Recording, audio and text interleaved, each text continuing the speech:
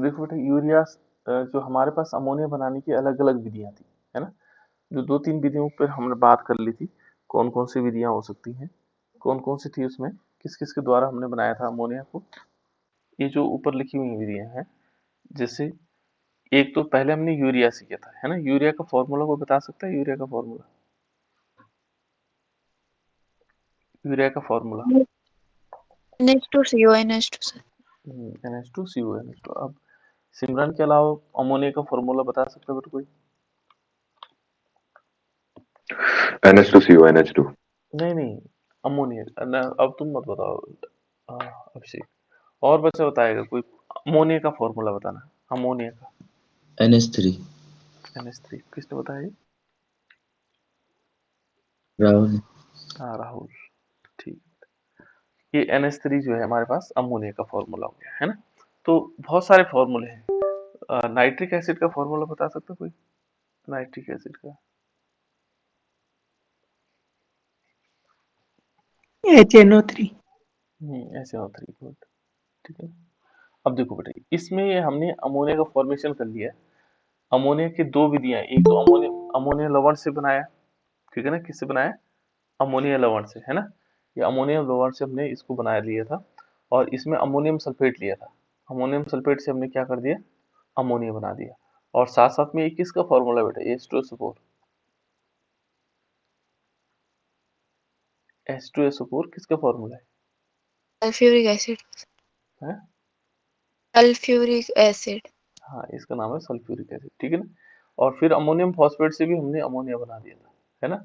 और इसमें Meta phosphoric acid भी बना था। इस ये आगे भी बेटा आप लोगों के पास है ना, मेटा फॉस्फोरिक एसिड, इसलिए इस फॉर्मूले को याद रखना है, मेटा फॉस्फोरिक एसिड। तो ये मेटा फॉस्फोरिक एसिड भी बना, और साथ साथ में हमारे पास अमोनिया भी बना।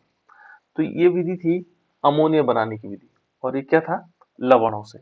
लवणों से हम किस प्रकार से अमोनिया को बना सकते हैं। नेक्स्ट, अगली जो विधि है इसकी, वह है धातु नाइट्राइटों की जल से क्रिया। जो धातु नाइट्रेट है, धातु नाइट्राइटों, धातु नाइट्राइटों, नाइट्राइटों की जल से अभिक्रिया, जल से क्रिया। हमने जल से अभिक्रिया करवानी, ठीक है ना। यदि हम धातु नाइट्रोजन से जल से क्रिया कराएंगे तो हमारे पास क्या प्राप्त होगा? अमोनिया प्राप्त होगा। क्या प्राप्त होगा बेटा? अमोनिया, ठीक है ना। तो इस ये अभिक्रियाएं हैं इसकी, कि इस प्रकार से हम इनसे अमोनिया प्राप्त कर सकते हैं। तो एक नाइट्राइट का नाम बता दो।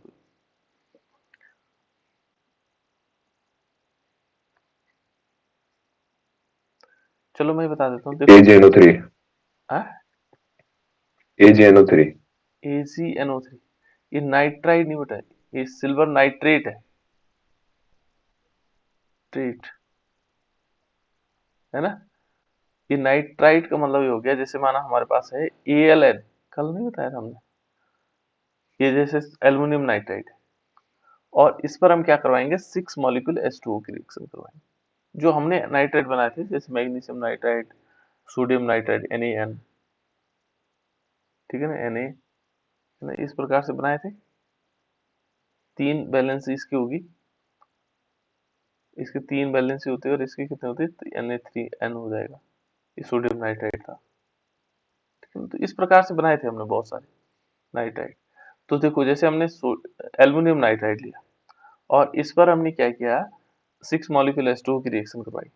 तो ये किस में कन्वर्ट हो जाएगा? ये बना देगा AlOH की होल थ्राइस। इसका नाम क्या होगा? Aluminium hydroxide. बिल्कुल। अब आप लोगों को याद हो गया कि एल्युमिनियम हाइड्रोक्साइड।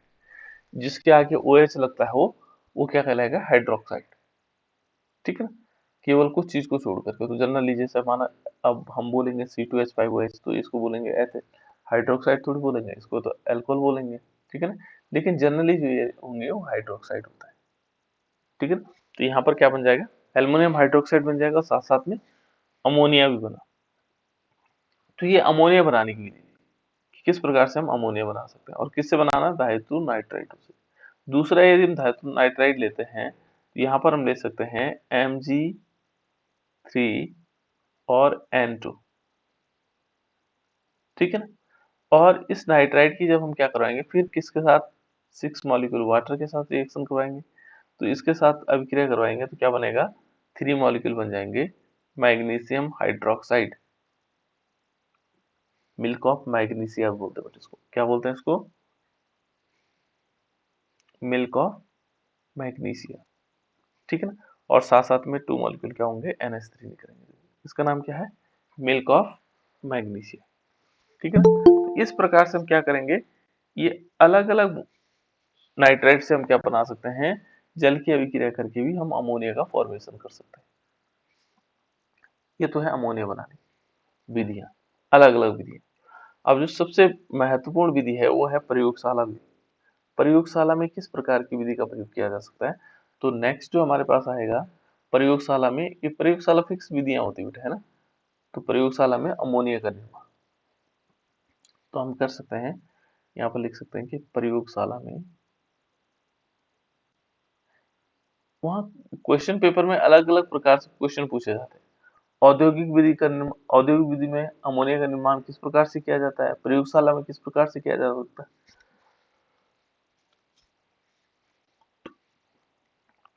वो स्पेसिफिक करता है कभी, है ना। तो यहाँ पर जैसे प्रयोगशाला में अमोनिया का निर्माण,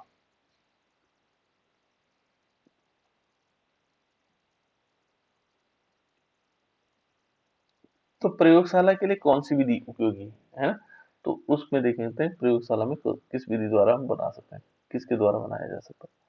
तो प्रयोगशाला में हम अमोनिया का निर्माण किस प्रकार से कर सकते हैं,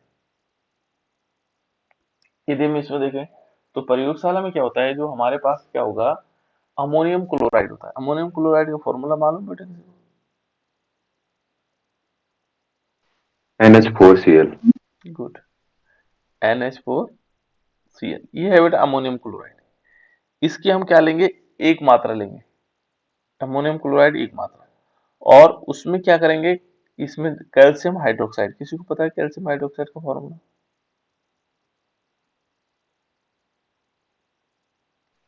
CaOH के होल ट्वाइस। बिल्कुल, CaOH के होल ट्वाइस, ये है कैल्शियम हाइड्रोक्साइड, ठीक है ना, जिसको हम बुझा हुआ चूना भी कहते हैं, है ना। ये अमोनियम क्लोराइड, ये अमोनियम क्लोराइड है, और इसकी 3 मात्रा लेंगे। यानी कि हम क्या करेंगे कि प्रयोगशाला में हम अमोनियम क्लोराइड की लेंगे 4 मात्रा, एक मात्रा सॉरी, ठीक है ना। और उसमें क्या करेंगे, जो कैल्शियम हाइड्रोक्साइड होगा उसमें 3 अनुपात, यानी कि इनका जो रेशियो होगा 1:3 लेंगे, ठीक है ना। और इसको मिला करके हम क्या करेंगे, इसको मिला देंगे, तो ये आपस में अभिक्रिया करेंगे। आपस में अभिक्रिया करने के बाद ये क्या बनाते हैं, ये क्या बनाएंगे बेटा, ये बना देगा, एक मिनट, जैसे ये दोनों मिला करके क्या बना देगा, ये बना देगा, एक तो अमोनिया बना देगा, ठीक है, एक तो क्या बन जाएगा अमोनिया, और दूसरा बनेगा इसमें कैल्शियम क्लोराइड, और साथ साथ में 2 मॉलिक्यूल H2, ये बन जाएगा। ये क्या है बेटा, ये हमारे पास अमोनिया है, ठीक है ना, ये क्या है अमोनिया है, और ये बना कैल्शियम क्लोराइड, और साथ साथ में H2। तो ये है इसकी प्रयोगशाला विधि। इसमें क्या करेंगे, अमोनियम क्लोराइड और कैल्शियम हाइड्रोक्साइड का 1:3 मिलेंगे, और ये क्या बना देगा, अमोनिया का फॉर्मेशन कर लेंगे, ठीक है। तो प्रयोगशाला में इस प्रकार से हम क्या कर सकते हैं, अमोनिया का निर्माण कर सकते हैं इस विधि के द्वारा, ठीक है। अब दूसरा है इसमें औद्योगिक निर्माण। अभिषेक को माइक ऑफ कर दे बेटा, अभिषेक माइक ऑफ कर दे। देखो दूसरा हमारे पास क्या आएगा, दूसरा है अमोनिया का व्यावसायिक निर्माण। दूसरा क्या होगा, अमोनिया का व्यावसायिक निर्माण। ये बहुत ज्यादा इंपॉर्टेंट भी है बेटा, है ना, ये ज्यादा पूछा जाता है, अमोनिया का व्यावसायिक निर्माण, कि जब हम लार्ज स्केल पे बनाना चाहते हैं तब क्या होगा, तब कौन सी विधि का प्रयोग करेंगे, है ना। तो अमोनिया का व्यावसायिक निर्माण, जब हमें लार्ज स्केल में अमोनिया चाहिए होगी तो हम क्या करेंगे, तो इस दशा में व्यावसायिक निर्माण से देखते हैं कि उसका व्यावसायिक निर्माण किस प्रकार से हो सकता है ना। तो यहाँ पर व्यावसायिक निर्माण के लिए क्या करते हैं, व्यावसायिक निर्माण के लिए सबसे बढ़िया विधि हमारे पास है, वो कौन सी विधि है, वह है हैबर विधि द्वारा। हैबर विधि द्वारा हम क्या कर सकते हैं, अमोनिया का निर्माण कर सकते हैं। इसमें किस प्रकार से होता है, देखो व्यावसायिक निर्माण पर जो है हम कौन सी विधि का प्रयोग करते हैं, ये करते हैं हावर विधि का प्रयोग या हावर प्रक्रिया, ठीक है ना। जो हमारे पास हावर, कहीं पर हावर लिखा होगा, कहीं पर हैवर लिखा होगा, है ना। तो हैवर प्रक्रिया, ठीक है ना। तो हैवर प्रक्रिया में क्या किया जाता है, इस प्रक्रिया द्वारा औद्योगिक निर्माण किया जाता है और ये सिंपल प्रक्रिया है बेटा, कोई ज्यादा टफ नहीं है। यदि हम हैबर विधि को देखेंगे तो हैबर विधि में क्या होता है कि जिसमें हम क्या करते हैं, N2 + 3H2 और रिवर्सिबल चिन्ह लगा देंगे और ये बन जाएगा 2NH3। लेकिन एक चीज और है, यहाँ पर जो डेल्टा H की वैल्यू है वो अलग से लिखी हुई, delta H is equal to -46.1 kilo joule per mole. 1 है किलो जूल और पर मोल, यानी कि मोल इनवर्स। ये है बेटा, इस प्रक्रिया के द्वारा हम क्या कर सकते हैं, हैबर विधि द्वारा अमोनिया का निर्माण कर सकते हैं, ठीक है ना। तो इसमें क्या करते हैं, किस प्रकार से अलग प्रोसेस होती है, ठीक है।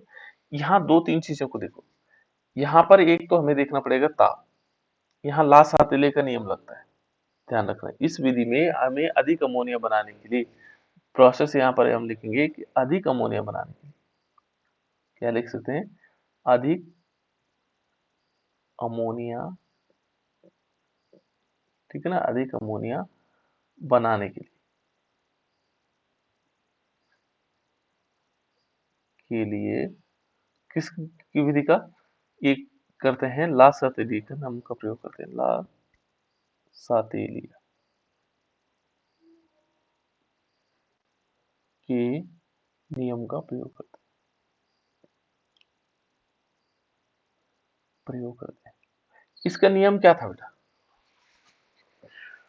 ला सातिलिया ने क्या नियम सर, किसी भी उत्क्रमणीय अभिक्रिया में यदि हम कोई प्रभाव उत्पन्न करें तो अभिक्रिया उस दिशा में आगे बढ़ेगी जहां उसका प्रभाव निरस्त होता हो। बिल्कुल, है ना। यदि हम क्या करें कि यहाँ पर देखो, इस अभिक्रिया में मान लीजिए ये अभिक्रिया हमारे पास है, ठीक है ना। तो हम यदि कोई प्रभाव उत्पन्न करते हैं, प्रभाव का मतलब ताप दाब सांद्रता, ताप बढ़ाते हैं, यदि हम इस अभिक्रिया में ताप बढ़ाएंगे तो ये अभिक्रिया उस दिशा में जाएगी जहां ताप कम होगा। ये कहने का मतलब है उस प्रभाव जो मतलब ये क्या कहता है, ला सातिली ने कहा कि जैसे मान लीजिए हम इस अभिक्रिया में ताप बढ़ाते हैं तो ये अभिक्रिया उस दिशा में जाएगी, माने साम्य, साम्य का मतलब ये दोनों तरफ चलती बेटा, इस तरफ भी चलती, इस तरफ भी चलती। तो ये जो अभिक्रिया है उस दिशा में जाएगी जहां ताप कम होगा, और यदि हम ताप कम करते हैं तो ये अभिक्रिया उस दिशा में जाएगी जहां ताप बढ़ेगा, ठीक है ना, एकदम विपरीत जाती है उसके, ठीक है ना। हम इसका सांद्रता बढ़ाते हैं तो ये अभिक्रिया उस दिशा में जाएगी जहां उसका सांद्रण कम होगा, ठीक है ना। यदि हम क्या करते हैं इसका, यदि हम इस पर दाब बढ़ाते हैं, तीनों चीज देखो, दाब बढ़ाते हैं तो ये अभिक्रिया उस दिशा में जाएगी जहां दाब कम होगा, क्लियर। तो इस पर उसने तीन प्रक्रियाएं दी, है ना, ताप, दाब और सांद्रण का प्रभाव, है ना। तो पहले देखते हैं हम ताप का प्रभाव। तो देखो बेटा, इसमें ये अभिक्रिया, यदि हम ताप का प्रभाव इस अभिक्रिया में देखते हैं तो इस अभिक्रिया को पहले देखेंगे ताप का प्रभाव, ठीक है ना। इस अभिक्रिया में ताप का प्रभाव यानी कि हमें अधिक अमोनिया चाहिए, तो अधिक अमोनिया बनाने के लिए हमें ताप किस प्रकार का चाहिए होगा। तो पहले हमें चेक करना पड़ेगा यह अभिक्रिया किस प्रकार की, कैसी अभिक्रिया बेटा। देखो, ताप में दो प्रकार की अभिक्रियाएं होती है, या तो ऊष्मा शोषी होगी या ऊष्मा क्षेपी होगी। इससे क्या पता लग रहा है आप लोगों को, कैसा पता करेंगे हम कि ऊष्मा शोषी अभिक्रिया है, ऊष्मा क्षेपी कैसे पता लगाया, माइनस चिन्ह। बिल्कुल, यहाँ पर देखो बेटा, यदि डेल्टा एच की वैल्यू अलग, वैल्यू उसने लिखी हुई है ना, डेल्टा एच इक्वल टू, ये माइनस में यदि है तो ये ऊष्मा क्षेपी अभिक्रिया, ध्यान रखना कभी कभी क्या होता है कि यहाँ पर हम क्या करते हैं इसी के साथ प्लस डेल्टा एच कर दें तो तब ये भी ऊष्मा छिपी होगी। यहाँ यदि माइनस हुआ बेटा तो ये ऊष्मा शोषी अभिक्रिया होगी, ध्यान रखना। यहाँ चिन्ह अलग होंगे, अलग लिखा हुआ ना इसने, इसने क्या किया अलग लिखा हुआ है, तो अलग जब लिखा हुआ है तो उसमें क्या होगा, वहां पर उसका प्रभाव उस हिसाब से नहीं होगा, ठीक है ना। यहाँ देखो हमने क्या किया, यदि हम इसको देखेंगे तो यहाँ पर हमने डेल्टा एच को अलग लिखा हुआ है, उसमें उस वो वैल्यू कैसे आ रही, वो आ रही है माइनस में। कैसे वैल्यू आ रही है बेटा, ये माइनस में, तो माइनस का मतलब यहाँ पर क्या होगा, ऊष्मा छेपी अभिक्रिया होगा, इस दशा के लिए ऊष्मा छेपी। लेकिन यदि रिएक्शन के साथ माइनस होता तो तब ऊष्मा शोषी होता, अपोजिट, ठीक है, ध्यान रखना। तो ये कैसी है, हम लिख सकते हैं कि अमोनिया, यानी कि हम कह सकते हैं यह अभिक्रिया क्या है, कैसी अभिक्रिया है, ऊष्मा छेपी अभिक्रिया। या हम लिख सकते हैं यह अभिक्रिया या इस अभिक्रिया, इसको ऐसे लिख सकते हैं, इस अभिक्रिया, मान लीजिए हमने क्या लिया, इस अभिक्रिया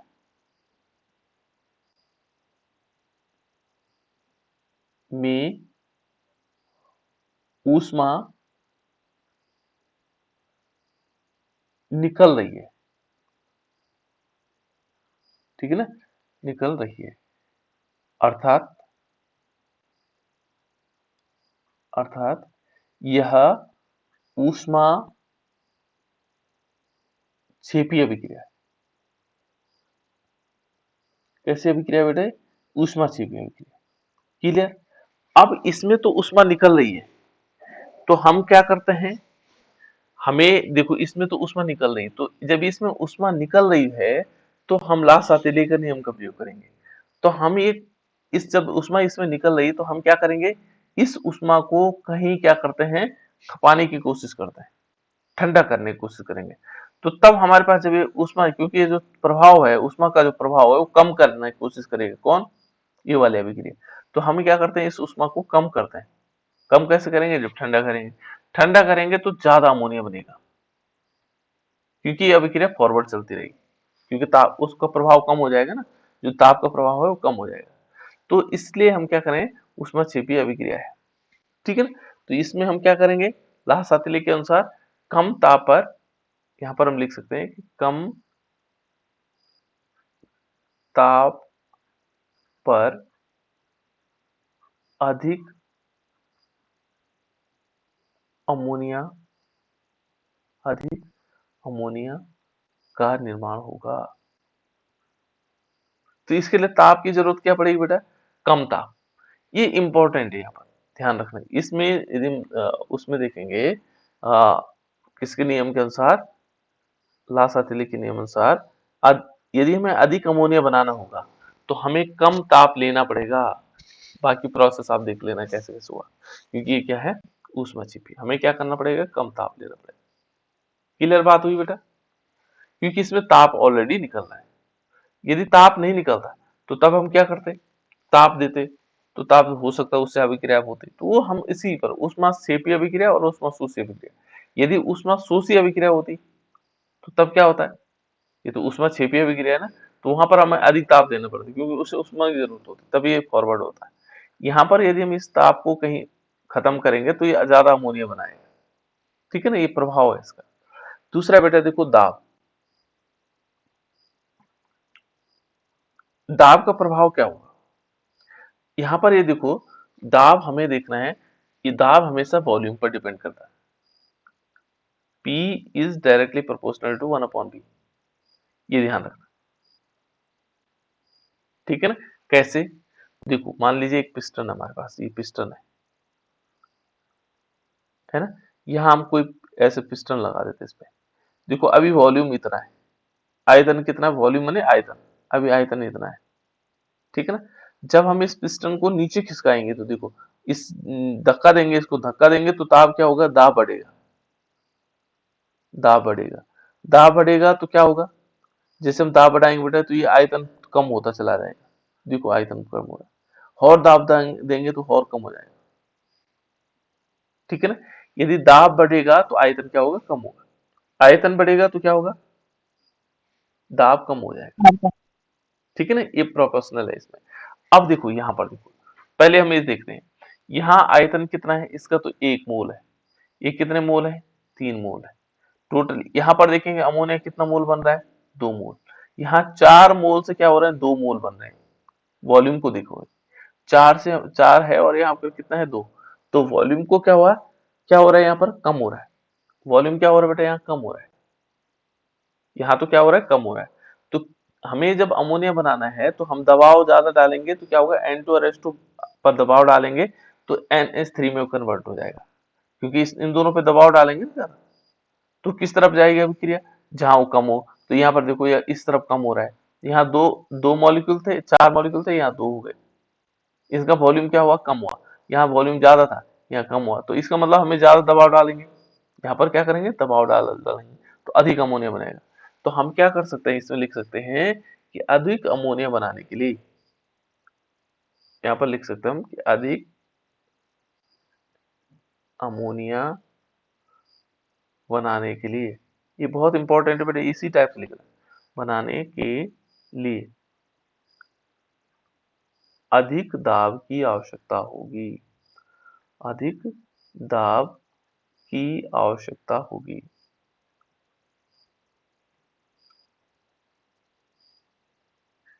ये बात समझ में आ गई, ठीक है ना। हमें क्या करना बेटा, अधिक, देखो मैं उनको इंडिकेट करवा रहा हूँ बार बार, है ना, लिख रहा हूँ, इंडिकेशन हो रहा है इसमें अलग अलग जगह, ठीक है ना। तो देखो मैं इंडिकेट कर दिया, यहाँ पर क्या होगा, अधिक दाब, क्लियर। देखो यहाँ पर था कम ताप पर, अधिक अमोनिया बनाने के लिए हमें ताप की क्या पड़ेगी, कम जरूरत पड़ेगी। यहाँ पर दाब देखेंगे तो दाब अधिक होगा, और सांद्रता स्वाभाविक है, जब हम इसकी सांद्रता यहाँ बढ़ाएंगे, यहाँ पर हमने सांद्रता मान लीजिए बढ़ा दी, अभिकारक की सांद्रता, तो उस दिशा में जाएगी जहाँ सांद्रता कम होगी, तो सांद्रता तब कम हो जाएगी जब अमोनिया बनाएगा। यहाँ से N2 और H2 की सांद्रता कब, जब पूरा प्रोडक्ट में बदलेगा। तो तीसरा हमारे पास सांद्रता वाला, तीसरा क्या है इसमें, सांद्रता, तीसरा हम क्या लेंगे, सांद्रता लेंगे। तो सांद्रता में किस प्रकार से आएगा, देखो सांद्रता, तो सांद्रता क्या करेंगे, N2 व H2 की अधिक सांद्रता से, अधिक सांद्रता से अधिक अमोनिया बनेगी, अधिक NH3 बनेगी, ठीक है ना बेटा। अधिक सांद्रता से इनकी सांद्रता हमें अधिक लेनी पड़ेगी, इसकी अधिक अमोनिया बनेगी। एक उत्प्रेरक का प्रभाव भी है, क्या ले सकते हैं, उत्प्रेरक। तो उत्प्रेरक का प्रभाव क्या होगा, क्योंकि इसमें उत्प्रेरक का हम प्रयोग करते भी हैं, ठीक है ना। तो यहाँ पर क्या होगा, अधिक मतलब अमोनिया बनाने के लिए हमें क्या करना पड़ेगा, उत्प्रेरक का प्रभाव लेना पड़ेगा, यानी कि उत्प्रेरक, ठीक है ना। तो इसमें क्या क्या उपयोग उत्प्रेरक प्रयोग करते हैं हम, इसमें उत्प्रेरक करते हैं, यानी कि अधिक अमोनिया बनाने के लिए हमें क्या करना पड़ेगा, अल्प मात्रा में हमें उत्प्रेरक लेने पड़ेंगे, जो क्या करेंगे, उत्प्रेरक यानी कि जो अभिक्रिया के लिए क्या होंगे, वर्धक का कार्य करेंगे, है ना। तो अधिक अमोनिया बनाने के लिए हमें क्या करना पड़ेगा, यदि हमें अधिक NH3 बनाने के लिए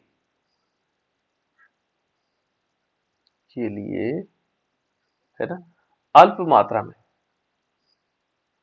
अल्प मात्रा में, है ना, उत्प्रेरक, अल्प मात्रा में क्या करेंगे, उत्प्रेरक, कौन कौन से हो सकते हैं, उत्प्रेरक, और कौन कौन से उत्प्रेरक, जैसे हमारे पास होता है K2O, ठीक है ना, वहां करके Al2O3 हो सकता है, एल्यूमिना हो सकता है, मोलिब्डेनम हो सकता है, मोलिब्डेनम, ठीक है ना, मोलिब्डेनम, ठीक है ना, इनकी अल्प मात्रा ले सकते हैं, ठीक है ना। इन अल्प मात्रा में लेकर के हम क्या करते हैं, अमोनिया का निर्माण करते हैं, ठीक है। तो इस प्रकार से ये है बेटा अमोनिया के लिए जो हमारे पास प्रोसेस है कि क्या क्या करना हमने अधिक अमोनिया बनाने के लिए। इसके बाद इसका एक स्ट्रक्चर आता है बेटा, जो इसकी संरचना है, वो संरचना ये है, कैसे कैसे बनाया जा सकता है।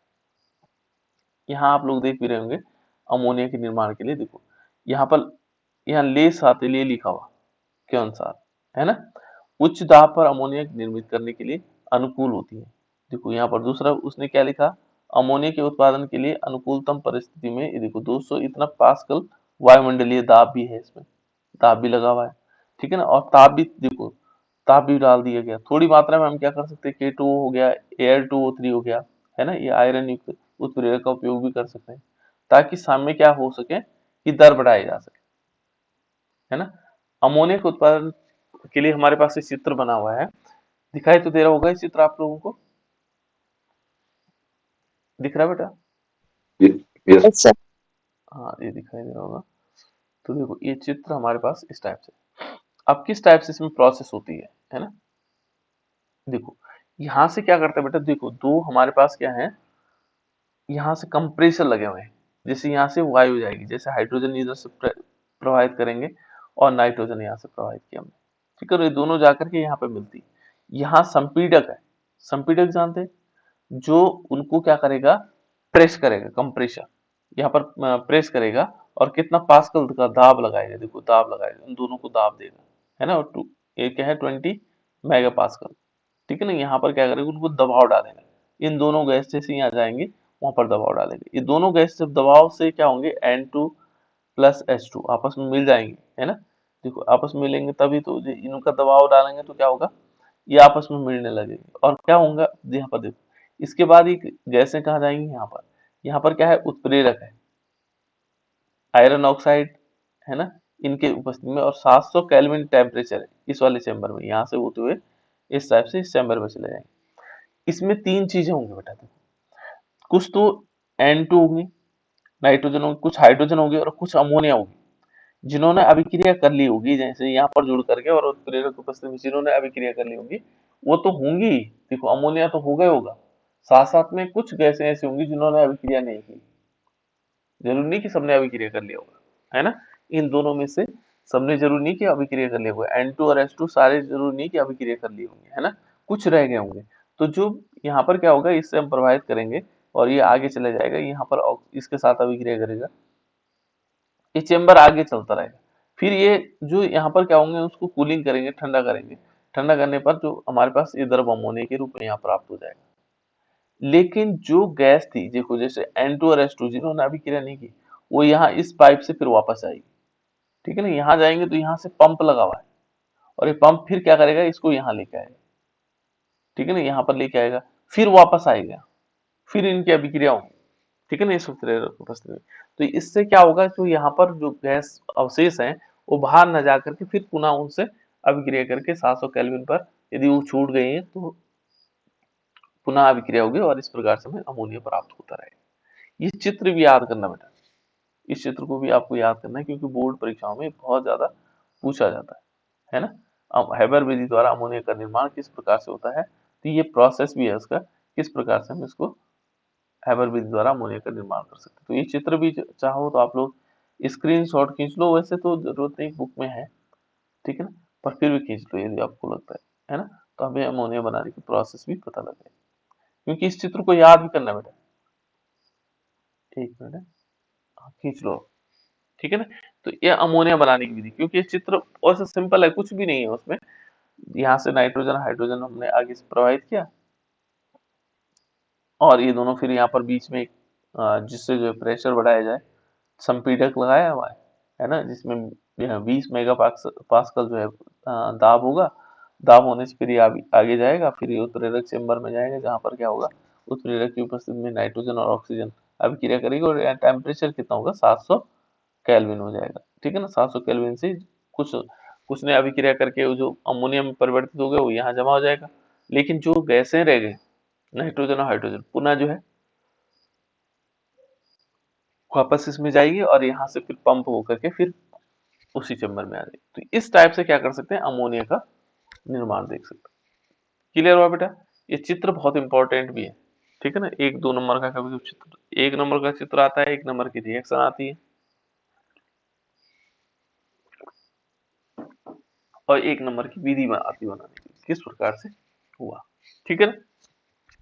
तो कभी कभी कोई अभिक्रिया भी पूछ लेता है, तो क्वेश्चन इस हिसाब से पढ़ना चाहिए ताकि जो बोर्ड के हिसाब से आए हमारे पास, है ना। अब देखो ये हमारे पास द्रव अमोनिया प्राप्त हो गए, अब जब द्रव अमोनिया प्राप्त हो जाती है बेटा, फिर उसको हम क्या करते हैं, उसको शुष्क किया जाता है, ठीक है ना। यहाँ पर हम क्या कर लेंगे, नेक्स्ट जो हमारे पास होगा अमोनिया गैस, ठीक है ना, यहाँ पर लिख लेंगे अमोनिया, अमोनिया गैस का शुष्क करना, को शुष्क करना, ठीक है ना, इसको हम शुष्क करेंगे। किस प्रकार से उसको शुष्क किया जाता है, तो अमोनिया गैस को शुष्क किस प्रकार से किया जाता है ना। तो जो प्रयोगशाला में जो हमारे पास सॉरी, जो अमोनिया गैस हमें क्या हुआ, कहीं बनाई हो, चाहे हम प्रयोगशाला में बनाए चाहे व्यावसायिक स्तर पर बनाए, है ना, इसमें थोड़ा सा क्या होती है, नम होती है।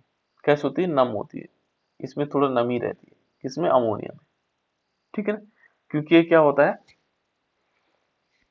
अमोनिया जो होती है बेटा वो जल के प्रति तीव्र आकर्षण रखती है, यानी कि ये क्या करती है, नमी को खींच लेती है, ठीक है ना, नमी को अपनी ओर खींच लेती है, कौन, अमोनिया गैस, ये विशेषताएं हैं। तो हम क्या करते हैं इसको,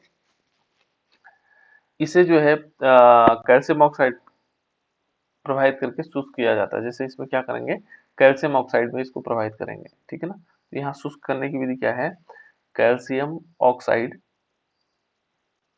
पर प्रवाहित प्रवाहित करने से शुष्क हो जाती है,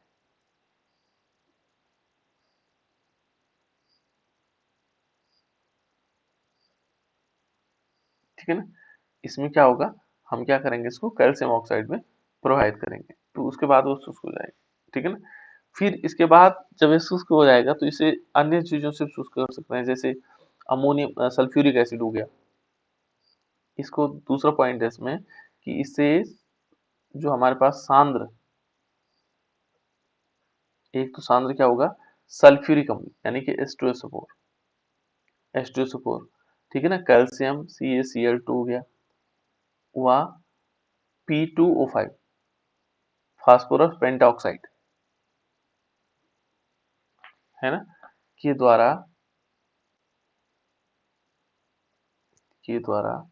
शुष्क नहीं करते, शुष्क नहीं करते हैं।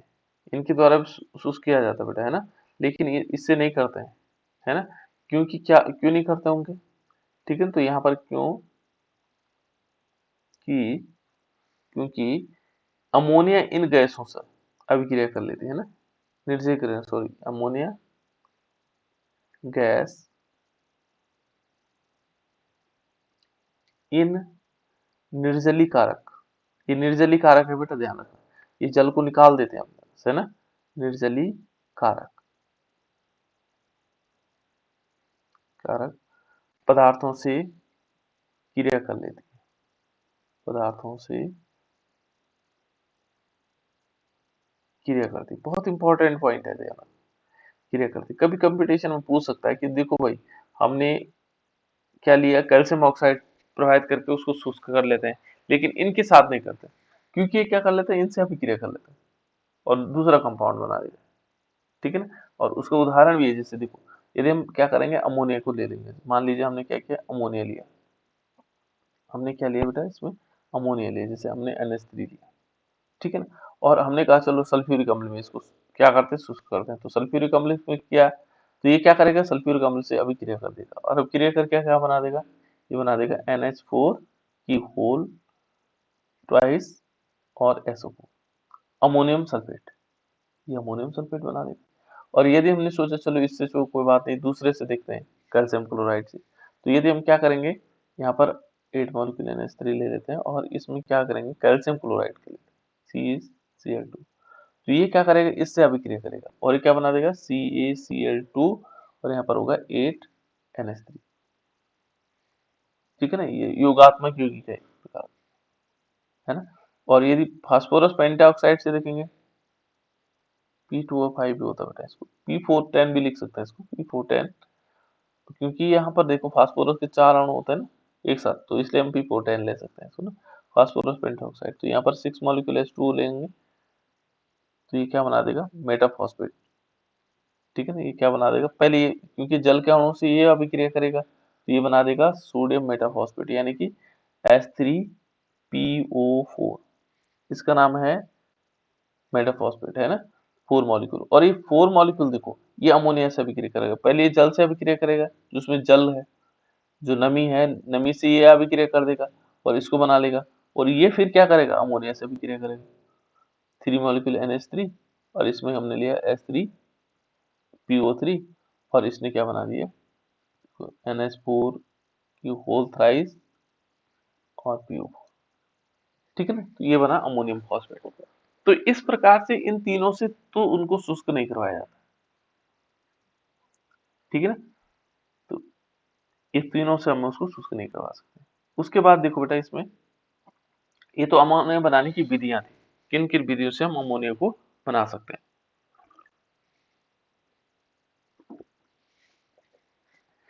ये बहुत इंपॉर्टेंट है बेटा अमोनिया, ठीक है ना, आता है बोर्ड परीक्षा में आता है। अब देखो अमोनिया के जो भौतिक गुण हैं वो कैसे कैसे, कल यदि आप लोगों ने प्रयोगशाला में हमने कोशिश भी की थी, है ना, कि आपको बताने की पंजेंट स्मेल बताने की, है ना, एस्टिक अम्ल, कुछ बच्चों को मैंने बताया था कि अमोनिया के जैसे अमोनिया जैसी गंध होती है ना, तो अमोनिया ये है हमारे पास अमोनिया, है ना, और इसके क्या है भौतिक गुण, भौतिक गुण जो हमें दिखाई देते हैं, है ना, भौतिक गुण। तो भौतिक गुण में पहला है, देखो जो अमोनिया की गंध होती है बेटा वो कैसी होती है, एक तीखी गंध होती है ना, और इसकी गंध क्या होती है, बहुत तीखी होती है ना, पंजेंट स्मेल, यहाँ तीखी लगती है, ठीक है ना, और रंगहीन होती गैस होती है, कैसी होती है, रंगहीन गैस होती है और तीखी गैस होती है। कल हमने एसिटिक एसिड को बताया था कुछ बच्चों को, है ना, बहुत तीखी गंध थी और कैसी होती है, रंगहीन होती है। दूसरा है जो अमोनिया होती है बेटा, ये ध्यान रखना, जो NH3 है ना, ये वायु से हल्की है, वायु से क्या है, हल्की है,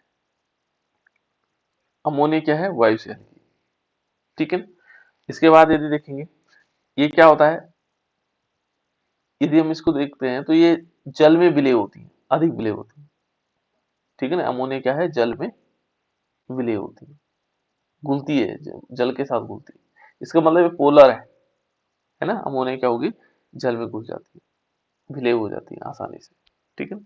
और इसका कारण क्या है, जल में घुलने का कारण दो है, एक तो इसमें ये हाइड्रोजन बॉन्डिंग बनाती है, अमोनिया में क्या होता है, ये हाइड्रोजन बॉन्ड बनाती है, हाइड्रोजन बंध बनाती, ध्यान रखना, हाइड्रोजन बंध के कारण क्या होता है, और कौन सा बंध बनाती है, अंतरा आणविक हाइड्रोजन बंध। हाइड्रोजन बंध भी दो प्रकार के होते हैं, एक अंतर होता है, एक अंतरा होता है, तो ये बनाती है अंतरा अंतरा आणविक हाइड्रोजन बंध,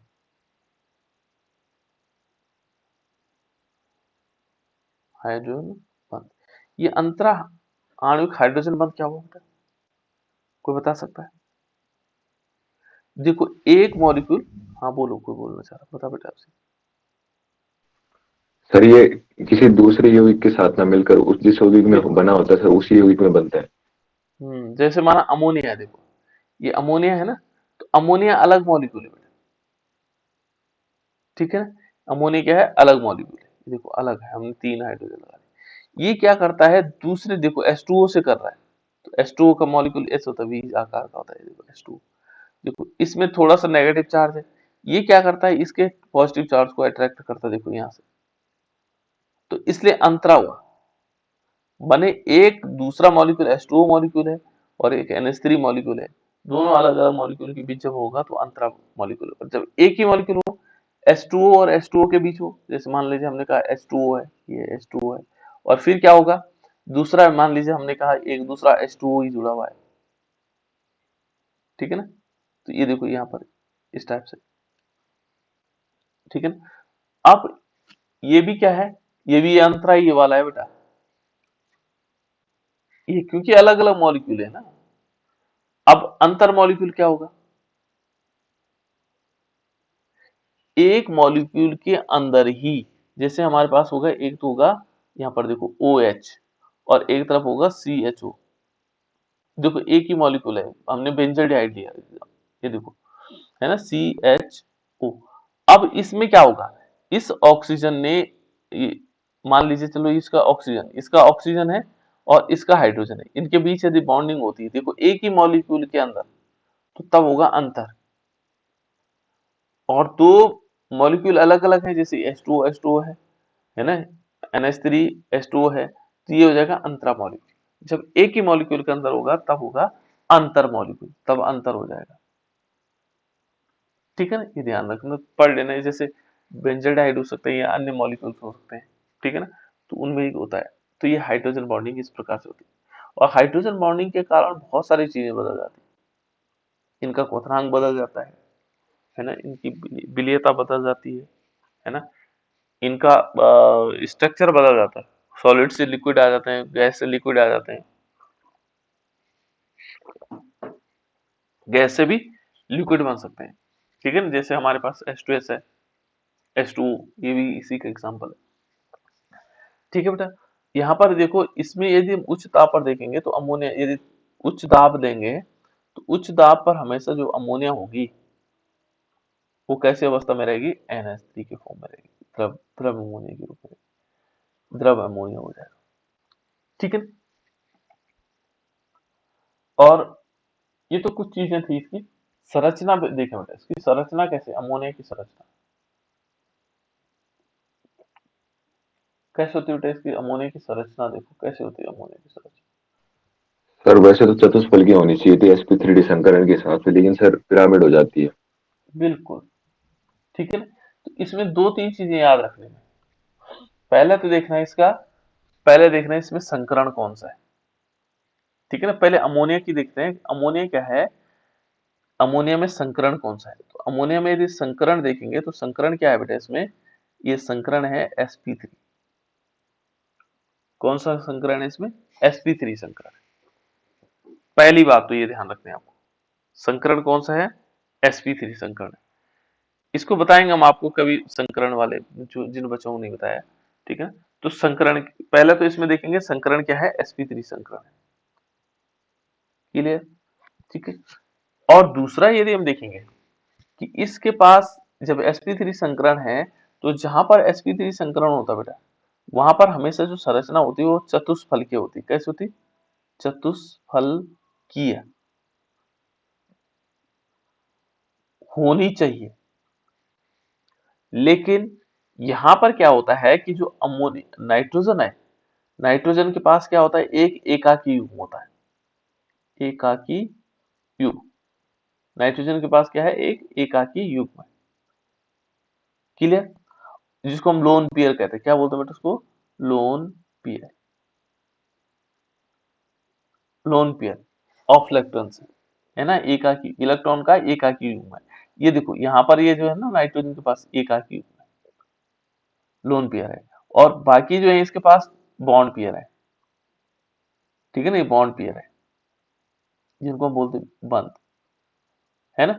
तो इस लोन पेयर के कारण यहाँ रिपल्सन आता है, प्रतिकर्षण आता है, ये इसको नीचे की तरफ धकेल देता है ना। धकेलने से क्या हो जाता है, इसकी संरचना चतुष्फलकीय न रहकर कैसी हो जाती, पिरामिड के आकार की हो जाती। कैसे हो जाती, पिरामिड।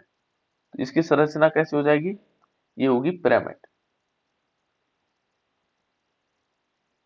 पिरामिड के आकार की हो जाएगी। क्लियर, इसकी होनी चाहिए थी चतुष्फलकीय, लेकिन चतुष्फलकीय नहीं होगी, क्या नहीं होगी, है ना। कैसे हो जाएगी, पिरामिड। ये क्या कर देगा, धक्का दे करके इसको पिरामिड के आकार का बना देगा। और इसका जो बंधन कोण होगा बेटा, ये कितना होगा, 107। बहुत जगह पूछा जाता है, ये बंधन कोण 107 डिग्री का होता है। ठीक है ना, तो ये इसकी संरचना है, इसकी पिरामिड संरचना है, इसमें sp3 संकरण होता है। ठीक है ना, तो दो तीन चीजें हमें लिखनी होगी। और इसकी विकृत विकृत, या इसको हम कह सकते हैं, यदि चतुष्फलकीय आप लोगों ने लिख लिया तो विकृत चतुष्फलकीय लिख सकते हैं। कई शब्द लिखा होगा विकृत चतुष्फलकीय, चतुष्फलकीय को क्या कर दिया गया, विकृत कर दिया गया, है ना, उसके बंधन को 107 होगा। तो ये है बेटा इसकी संरचना के संबंध। नेक्स्ट है इसमें रासायनिक गुण, ठीक है ना। तो इसके जो रासायनिक गुण हैं हम देख रहे हैं इसके अमोनिया के रासायनिक गुण, कुछ इसकी केमिकल प्रॉपर्टीज है अमोनिया के रासायनिक गुण। अभी हम इनऑर्गेनिक पढ़ रहे हैं, ध्यान रखना, ऐसे ही हम ऑर्गेनिक में पढ़ेंगे बेटा रासायनिक गुण।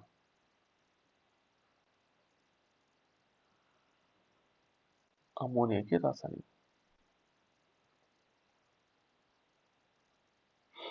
ठीक है ना। तो जब हम अमोनिया के रासायनिक गुण में देखेंगे तो पहला गुण यदि हम देखते हैं, इसमें अलग अलग प्रकार के गुण हैं, ठीक है ना। पहला ये देखेंगे तो अमोनिया क्या करता है, जल से अभिक्रिया करके क्या कर देता है, अमोनियम हाइड्रोक्साइड बना देता है। पहला इसका रासायनिक गुण क्या है, जल से अभिक्रिया, जल से क्रिया। तो जल से किस प्रकार से क्रिया करेगा, जल से क्रिया करेगा तो देखो यहाँ पर क्या होता है, ये अमोनिया है हमारे पास NH3, ठीक है ना। ये क्या करेगा, H2O से अभिक्रिया करेगा और H2O से अभिक्रिया करके क्या बना लेता है, ये बना देता है NH4OH। NH4OH का नाम क्या होता होगा, सौरभ है कहीं, सौरभ, सौरभ बता बेटा। Ammonium hydroxide. Good, very good, है ना। ये है अमोनियम हाइड्रोक्साइड, यानी कि अमोनियम बोलते हैं NH4 प्लस और प्लस OH माइनस। देखो इस रूप में टूटता है बेटा, ठीक है ना। ये क्या करता है, आयनिक रूप में भी रहता है NH4 प्लस के रूप में और साथ साथ ये क्या बनाएगा, OH माइनस के रूप में। तो ये अमोनियम हाइड्रोक्साइड बना लेता है। ये देखो ये अमोनियम हाइड्रोक्साइड इसने बना लिया, ठीक है ना, जल से अभिक्रिया कर, ठीक है। जो अमोनिया होता है बेटा, अमोनिया का जो जलीय विलयन होता है वो कैसे होता है, वो क्षारीय होता है ना। तो इसके लक्षण हमारे पास है कि जो अमोनिया का जलीय विलयन, तो हम लिख सकते हैं इसको कि हमने लिया अमोनिया का जलीय विलयन, जलीय विलयन ये कैसा होता है बेटा, ये क्षारीय प्रकृति का होता है। कैसे पता लगेगा क्षारीय प्रकृति का, क्षार कैसे पता करते हैं हम, इसमें सर OH है ना। है? कैसे पता लगेगा बेटा ये क्षारीय है। सर RMS के नियमानुसार पानी में OH माइनस देगा। हाँ, पर OH माइनस आयन कैसे देगा, है ना, आरएनएस के अनुसार, यानी कि OH माइनस आयन। हम कुछ लिटमस पेपर का कुछ प्रयोग करते हैं कि क्षार का प्रयोग देखने के लिए, लिटमस पेपर को कैसे करेंगे, कौन से लिटमस पेपर किस प्रकार, क्षार क्या करते हैं, लाल को नीला। बिल्कुल। ये क्या करेगा, जो लाल वाला लिटमस पेपर है, कैसे वाला, लाल वाला लिटमस पेपर, इसको कैसे कर देगा, इसको नीला बना देगा। कैसे कर देगा बेटा, नीला कर देगा, लाल लिटमस को नीला कर देगा। कौन, ये अमोनिया।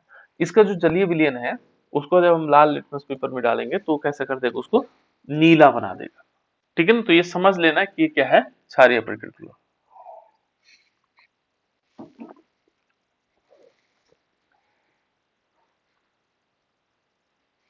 देखो ना, अनिल, अनिल याद रहता है आप लोगों को, ये अनिल लिख दो उसको, अनिल, अनिल जानते हो, अम्ल जो है नीला बना देता है, किसको बनाएगा, लाल लिटमस पेपर को, याद रखने के लिए भी सही है, ठीक है ना। मैं तो अन्नी के हिसाब से करता था, अनिल भी कर सकते हैं इसको। अम्ल जो है नीला बना देगा, किसको, सॉरी ये तो कुछ गड़बड़ हो रहा है, अन्नी होता ना, तो अन्नी का मतलब हो गया अनिल, अनिल का मतलब इसको अम्ल जो है नीले लिटमस को लाल कर देगा। देखो ना, आ नी ल, आ का मतलब हो गया अम्ल, नीले, नी का मतलब हो गया नीले लिटमस को, और ला का मतलब लाल कर देगा, ठीक है ना। अम्ल के लिए बेटा, क्षार के लिए जस्ट अपोजिट हो जाएगा, ठीक है ना। इसको याद ऐसे भी रख सकते हैं, इस टाइप से भी इसको याद किया जा सकता है ना। तो यहाँ ध्यान रखना है, जो अमोनिया का जो जलीय विलयन होगा वो क्षारीय होता है, उसके लिए हम क्या करते हैं, लाल लिटमस को चेक करते हैं, लाल लिटमस के द्वारा, तो वो हमें कैसे दिखाई देता है, वो नीला हो जाता है। तो हम समझ लेते हैं कि ये क्या है, क्षारीय प्रकृति का है। दूसरा नेक्स्ट पॉइंट है बेटा इसमें, ये है कि जैसे हमारे पास अमोनिया है और अमोनिया के पास क्या होगा, इस अमोनिया के पास क्या माना जाता है, एक एकाकी युग्म होता है, क्योंकि जो इसके पास नाइट्रोजन है, नाइट्रोजन के पास क्या होता है, एकाकी इलेक्ट्रॉन युग्म होता है। क्या होता है, एकांकी, एकांकी कहीं वर्ड में एक एकाकी कहता हूँ उसको, एकांकी है ना, इलेक्ट्रॉन युग्म, एकांकी इलेक्ट्रॉन युग्म, ठीक है ना, जो एकांकी इलेक्ट्रॉन युग्म होता है इसके पास, ठीक है ना, यहाँ लोन पेयर ऑफ इलेक्ट्रॉन होता है, ठीक है ना। और इस की उपस्थिति के कारण ये क्या होता है, इसको कहते हैं लुईस क्षार। क्या बोलते हैं बेटा इसको, लुईस क्षार, इसको लुईस क्षार भी कहा जाता है। किसके कारण कहा जाता है, उपस्थित होने के कारण, कौन सा वाला, एकांकी इलेक्ट्रॉन उपस्थित होने के कारण इसको क्या कह सकते हैं, लुईस क्षार कहा जा सकता है, ठीक है ना। अब कुछ लुईस क्षार की अभिक्रियाएं क्या होती है, यदि देखो लुईस क्षार क्या करता है, लुईस अम्लों के साथ अभिक्रिया करता है। अब लुईस अम्ल क्या होते हैं, जो लुईस ने कहा था कि जो इस इलेक्ट्रॉन युग्म को ग्रहण करेगा वो क्या कहलाएगा, लुईस अम्ल कहलाएगा, है ना। जो इस इलेक्ट्रॉन, वहां दो चीजें थे ना, लुईस क्षार और लुईस अम्ल। तो लुईस क्षार जिसके पास एकांकी इलेक्ट्रॉन युग्म होता है वो तो कहलाता है लुईस क्षार, और जो इस इलेक्ट्रॉन युग्म को ग्रहण कर ले वो क्या कहलाएगा, लुईस अम्ल, है ना। तो यहाँ पर देखो इसमें क्या था कि जो हमारे पास NH3 है, इसकी अभिक्रिया जब हम क्या करवाते हैं, BF3 से करवाते हैं, बोरोन ट्राइफ्लोराइड, इससे करवाते हैं। तो ये क्या करता है बेटा, ये इस प्रकार से एक बॉन्डिंग बना देता है, यानी कि यहाँ पर N और हमने H3 यहाँ लिखा, और ये क्या होगा, कोऑर्डिनेशन बॉन्डिंग होती है। ये क्या करेगा, इस BF3 को इलेक्ट्रॉन पेयर इस रूप में देगा, और ये कहलाएगा, जो BF3 है ये है लुईस अम्ल, ठीक है ना। तो इस प्रकार से ये क्या करते हैं, योगात्मक यौगिक बनाते हैं, इसको बोलते हैं योगात्मक यौगिक, ठीक है ना, इसको योगात्मक यौगिक बनाते हैं। उसके बाद है बेटा इसमें और अभिक्रियाएं भी हैं, अमोनिया की अन्य अभिक्रियाएं भी हैं। तो अन्य अभिक्रियाओं में देखेंगे जैसे डी ऑर्बिटल, है ना, अमोनिया के डी ब्लॉक के तत्वों, जैसे हो गया हमारे पास Ag हो गया, Cu हो गया, Cd हो गया, इनके साथ भी क्या करते हैं, कॉम्प्लेक्स कंपाउंड बनाते हैं, जिसको बोलते हैं संकुल यौगिक। कौन सा यौगिक, संकुल यौगिक। इसको कल बताता हूँ आप लोगों को, है ना, क्योंकि फिर टाइम भी हो रहा है काफी।